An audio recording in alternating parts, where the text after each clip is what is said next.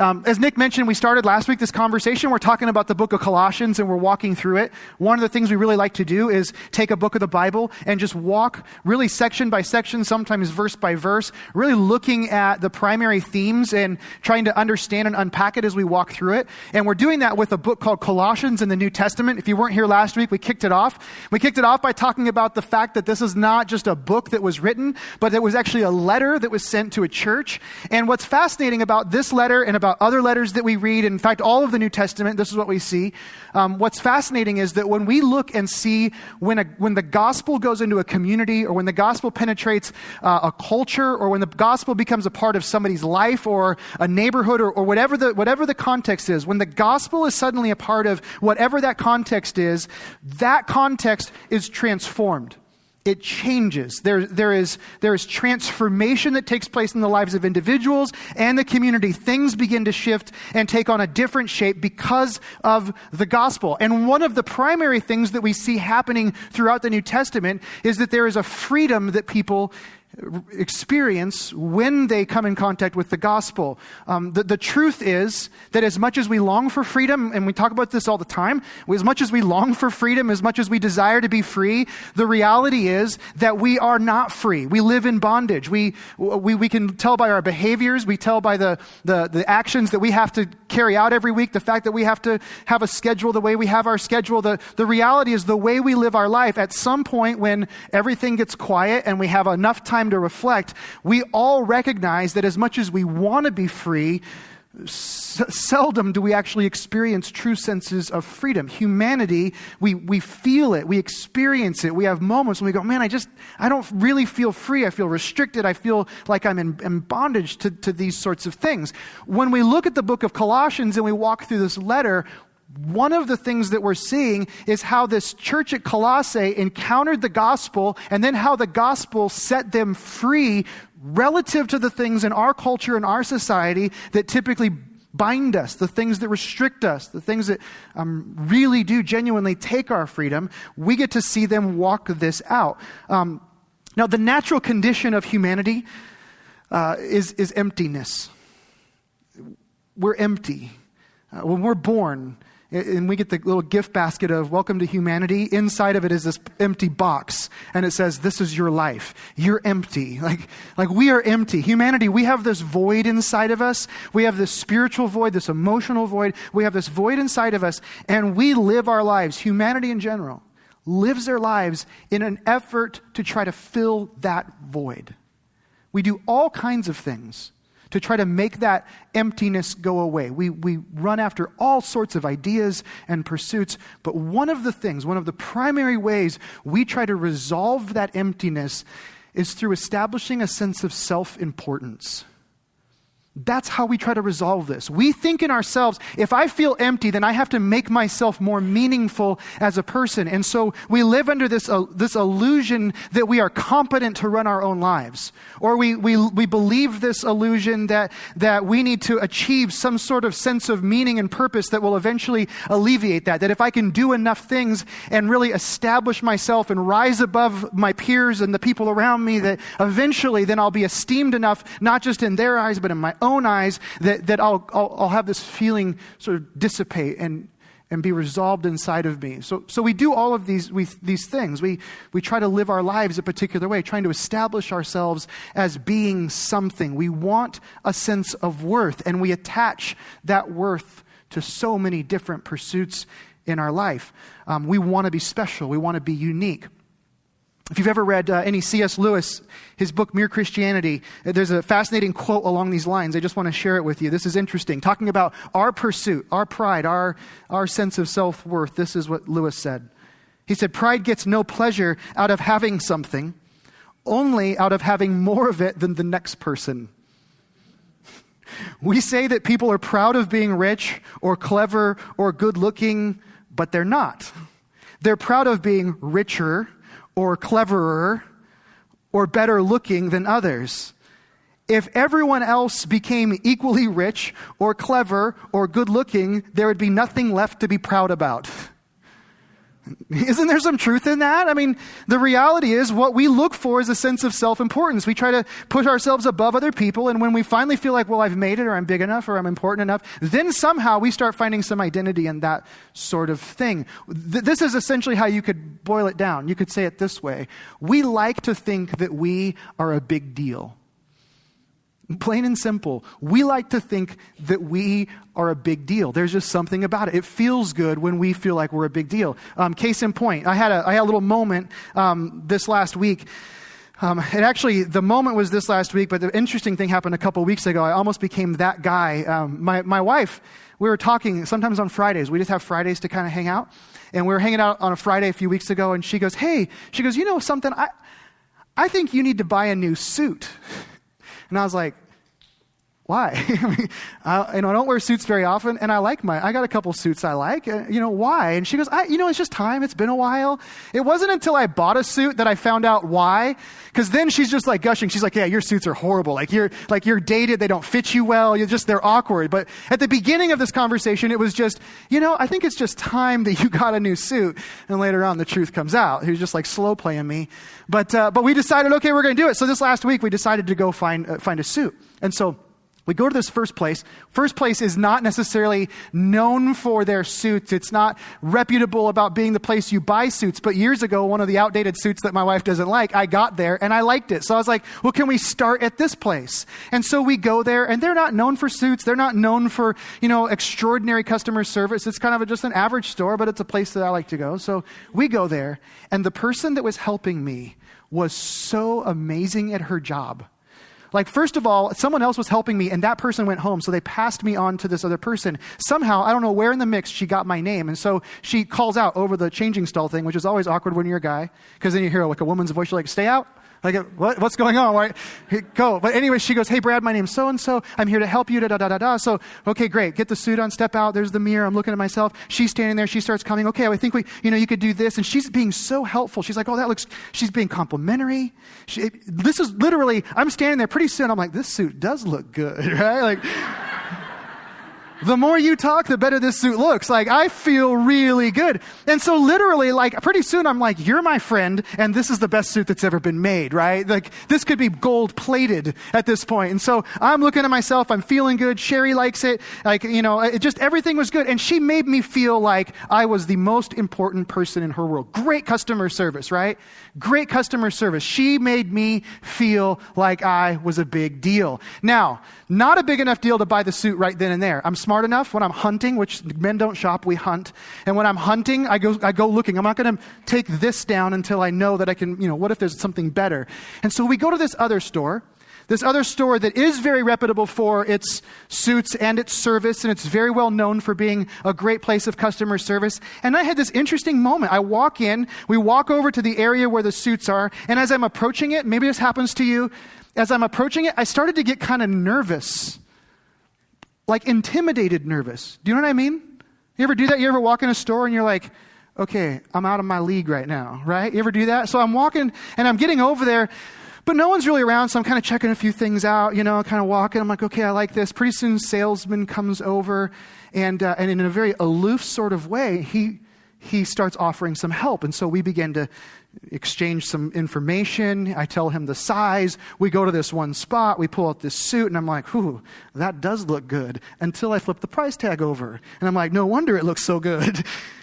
So then I just casually, literally, this is twice the price of the other suit that I was thinking of, and so I thought, I'm not going to pay that. So didn't say that out loud, but I just kind of flipped the price back over, and I said, I wasn't thinking of spending that much money, and do you have other things like this? And he goes, let me check, and I'll be back.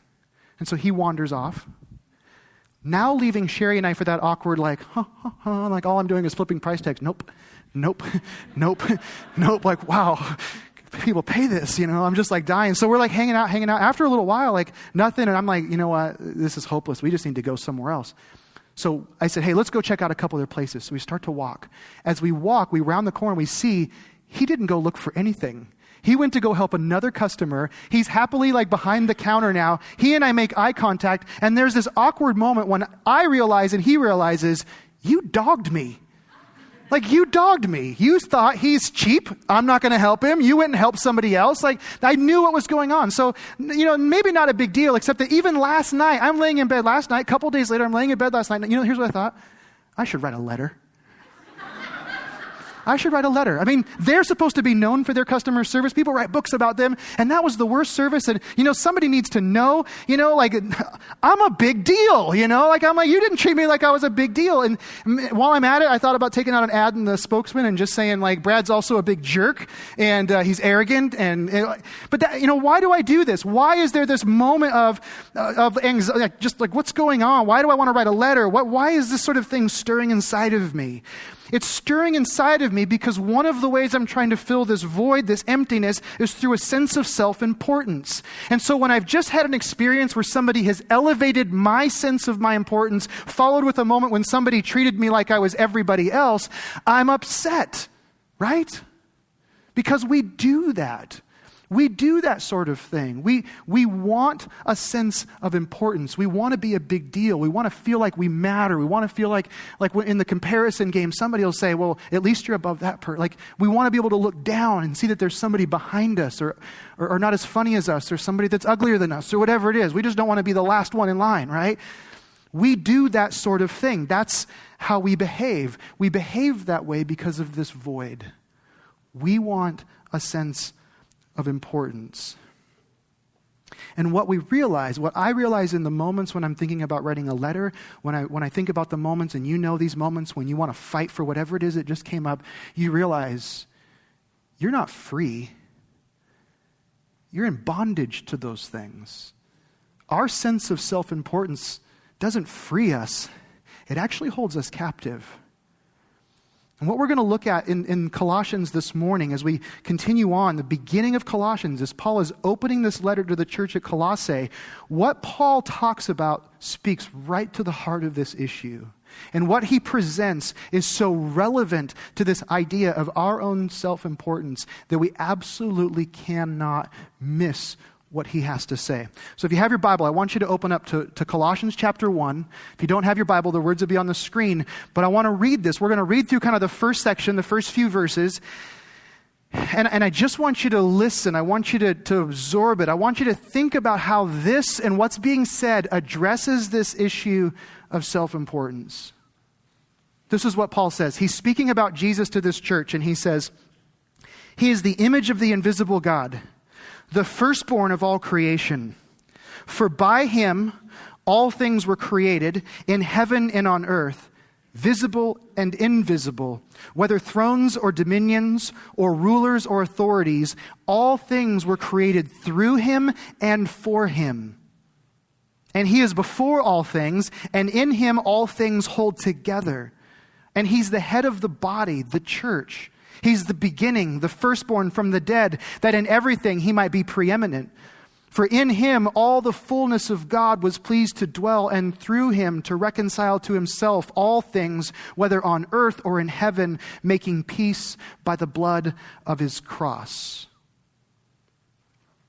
Paul speaking of Jesus to this group of people. The gospel is now becoming a part of their lives, and he begins to speak of the supremacy, the preeminence of Jesus. He has created all things. He literally says, by him, all things were created. All things were created. He is before all things, and in him, all things hold together. I think it's important that we pause at this moment and we realize the audaciousness of this claim of Paul. He is literally saying that everything that you and I experience in this world, everything visible and everything invisible, that Jesus has created it, that he is before it, he created it, he holds it together. Literally, Jesus is supreme over everything. That's what he's saying. This world that we live in, he created this.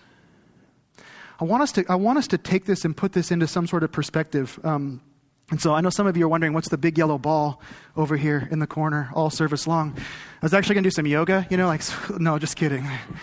You will never find me doing yoga. If you do, you'll probably find me in the hospital like 10 minutes later. So you're kind of wondering, I'm kind of wondering if this thing will stop rolling. What is this big yellow ball that keeps rolling? I promise it'll sit still at some point. Stop it. There we go. Any guesses what the big yellow ball is? It's a Pilates ball. No, it's a sun. This is the sun, and even though I touched it, my hands didn't burn off. And by the way, be careful, don't stare at it too long, because you'll burn your eyes out. I want you to imagine that this is the sun. Imagine this is the sun. Now the sun, our sun, the sun that our planet revolves around, our sun is literally the center of our solar system. And I'm going to talk a little bit about space on 3 different levels. I'm going to talk about our solar system, I'm going to talk about our galaxy, and then I'm going to talk about the universe. The center of our solar system is this thing called the sun. It is a burning, hot, molten lava ball in the sky.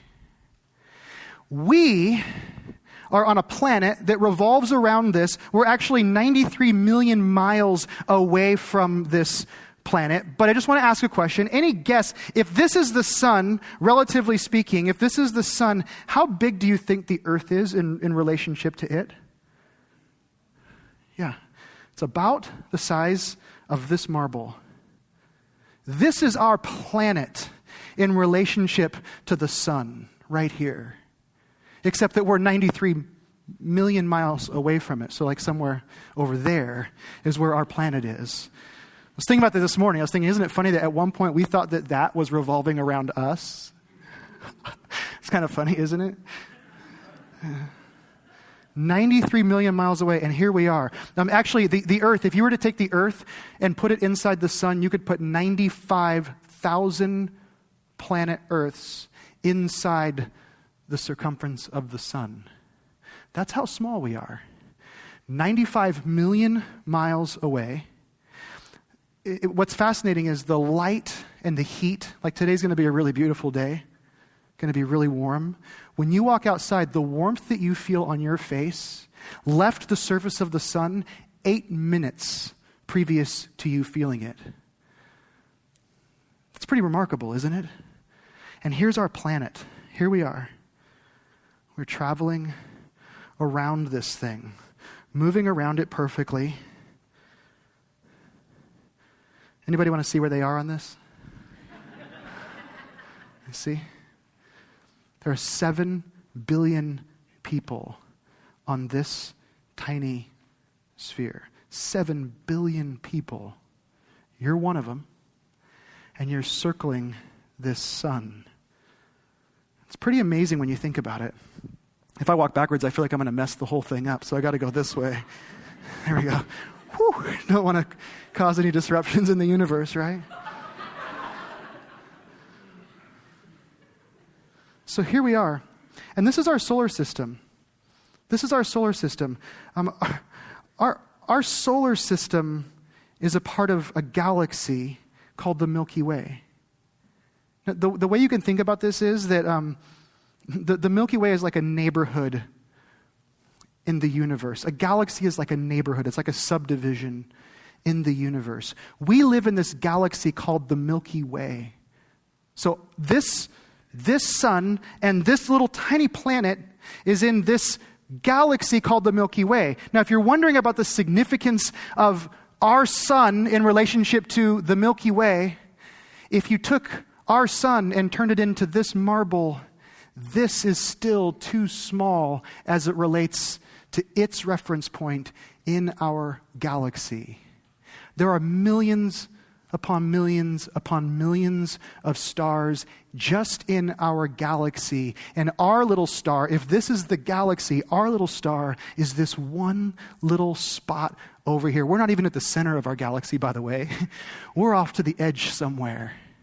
It's a galaxy that if you were to count all of the stars in our galaxy, all of the stars, and you counted one per second, it would take you 2,500 years to count all the stars. 1, 2, 3, for the next 2,500 years. What if you lost count? That would be a nightmare, right? No! 1, back to 1. We measure distance in our galaxy by the speed of light, and technically by light years. So pretty remarkable. A light year, light travels in a year somewhere around 55 trillion miles. So that's pretty far. If you wanted to go from one side of our neighborhood in the galaxy, so where we are over here on our little planet, if you wanted to go visit somebody else that still lives in our neighborhood, it would take you 100,000 years, light years, to get to the other side. 100,000 light years. So here's our sun. If this is our sun, then, we're really little here. And it would take, that's just our galaxy.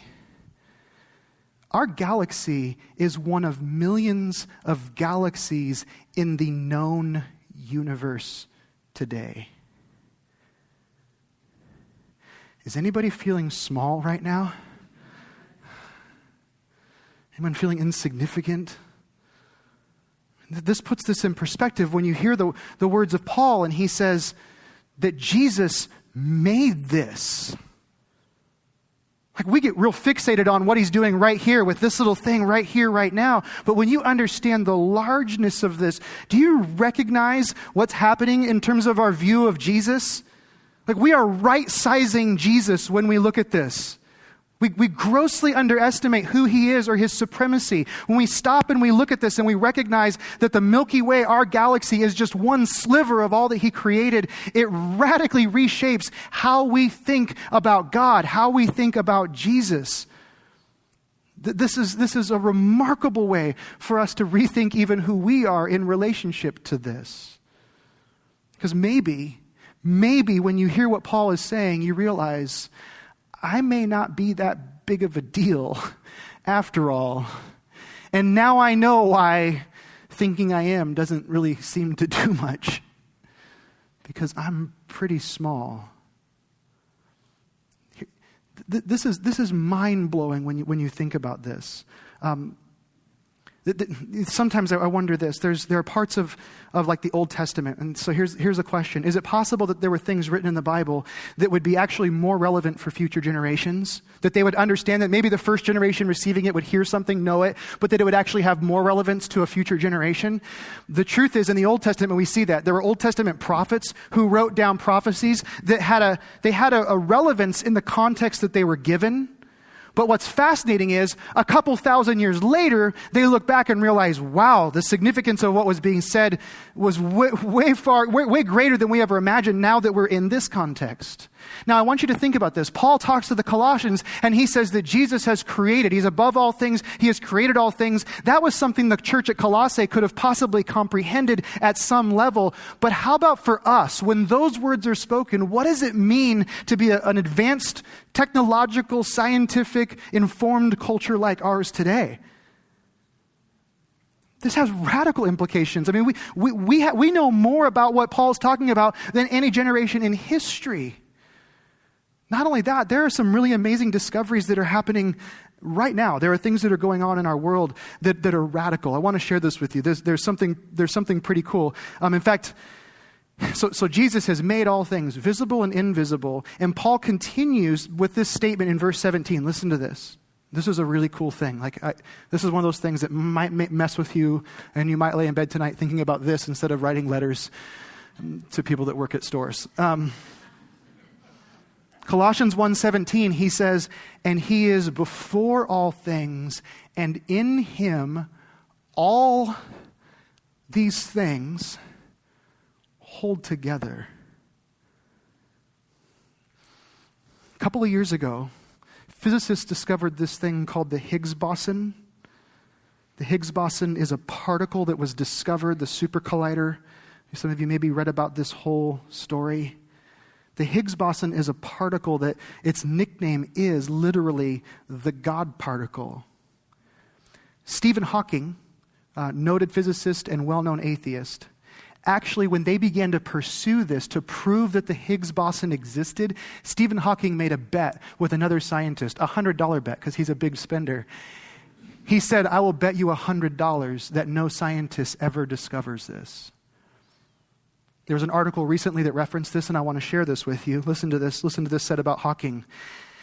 After losing that bet, when physicists detected the particle in 2012, Hawking lamented the discovery, saying it made physics less interesting.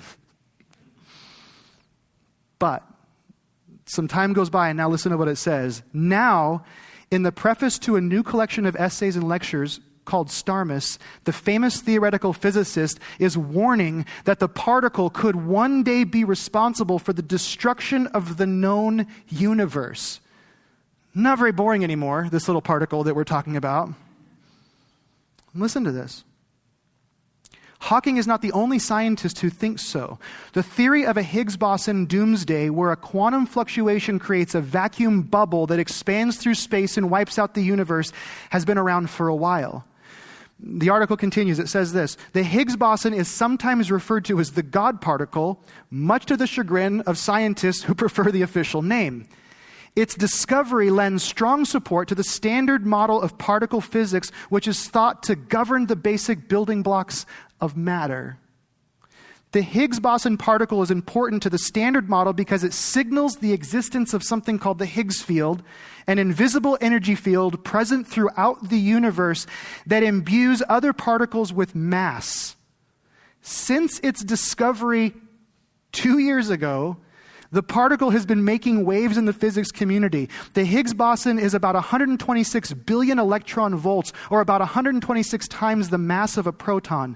This turns out to be the precise mass needed to keep the universe on the brink of instability. But physicists say the delicate state will eventually collapse and the universe will become unstable. That conclusion involves the Higgs field. And then listen to this statement in this article. The Higgs field emerged at the birth of the universe and has acted as its own source of energy ever since. You can find that on NBCnews.com 9 days ago. Here's Paul writing this letter, and he says, do you understand the majesty of who Jesus is and what he's done? And within the last few weeks, we're reading articles about this dynamic of all things being held together in a way that nobody can understand. They call it the God particle. I would love to call it the Jesus particle. Because verse 17 says, in him all things hold together. For me, when I think about these things, I think about the psalmist in Psalm 8, when he says these words, when I look at your heavens and the work of your fingers, the moon and the stars which have been set in place, what is man that you are mindful of him, and the Son of Man that you care for him? We need to right size Jesus. The bondage in our life, the restriction in our life, the reason our life runs amok is because we have this elevated self-importance or sense of self-importance. And yet Paul in this moment is liberating us. He's saying, look he made this. What is man? Who are you? Who do you think you are? There's this almost humiliating moment as you stand here and go, wow, who do I think I am? But what's fascinating, this is even more amazing, is before Paul says this, before he dives into this whole thing, and this is what's really amazing, before he dives into this and says, look at who Jesus is and all this grandeur, the first sentence that he says in verse 15 is mind-blowing. Look at what it says about Jesus. He is the image of the invisible God. Jesus is the image of the invisible God. Jesus is the image of if you want to know what God looks like, you look to Jesus. That's what he's saying. Jesus literally is the expression of the invisible God. He shows him to us. So this God that made the universe is revealed in the person of Jesus. If that's the case, what does he show us? What does Jesus show us about God? Think about this. He shows us a God that's compassionate, right? Like in John chapter 8, when there's the woman that's caught in adultery and we see Jesus kneeling down and caring for her in that moment and setting things straight, we see a God who's compassionate, right? We see a God who is incredibly forgiving. In the story of Zacchaeus, this wicked little guy who nobody liked, and we see him approaching him and welcoming him and including him. There's this forgiveness. We see a God who mourns with us When Mary and Martha lose their brother Lazarus and he's dead and Jesus is weeping and he's grieving with them. We see a God who heals illness and infirmity when he walks up to a man that's a leper that nobody had touched for decades and heals him of his leprosy and touches him like nobody had before. That's what Jesus is showing us about our God. That's who he is, this God who is loving and merciful, this God who in Luke chapter 8, when Jesus is with the disciples on the lake and a storm kicks up, has incredible power, the ability to quell the storm. Like unbelievable what Jesus reveals about God. We could go on and on and on, and you realize that all of these actions and activities of Jesus, every one of those stories is pointing us to the God who created this. And for me, there's this moment when I realize, like, we live in a culture today where there are people in churches that want to separate Jesus from the church, and the activities of the church, and like, well, let's just keep being the church, but let's not talk about Jesus a whole lot. There are people that want to separate the church from the cross, or they want to separate even deity from Jesus. Like, well, there's Jesus and his teachings, and that's one thing, but this whole, like, is Jesus God thing. My question is this: when Jesus is the one revealing God to us, and we see God being revealed in him, as Paul says, why in the world would anybody reject the deity of Christ? Like, why? Why would you say, let's separate the two? Why would we question? Why would we be offended by this? Why would we be offended by an individual like Jesus, who is showing us a God who is far more loving and compassionate and full of grace than we ever imagined? Why? Here's why. Because you can't look at Jesus and not realize how small you are. You can't. Because eventually you look at Jesus and you read these stories and you open up to Colossians, and there is something that speaks to our hearts that says, you're incredibly small. And your smallness, when you recognize it, is offensive, isn't it? Isn't there a part of you, because we've been working so hard to find our significance and our self-worth, that when somebody says you're small, you go, oh, and you rise up against it? The irony of the gospel is this, though. We may realize our smallness, but our smallness does not determine our significance. In fact, the opposite in the gospel is true, and this is where the power is. The power of the gospel is that we may be small, but the gospel actually says we are way more significant, far more significant than we ever could have imagined. The gospel speaks volumes to us about what Christ has done for us. Look at how he continues, and he goes on.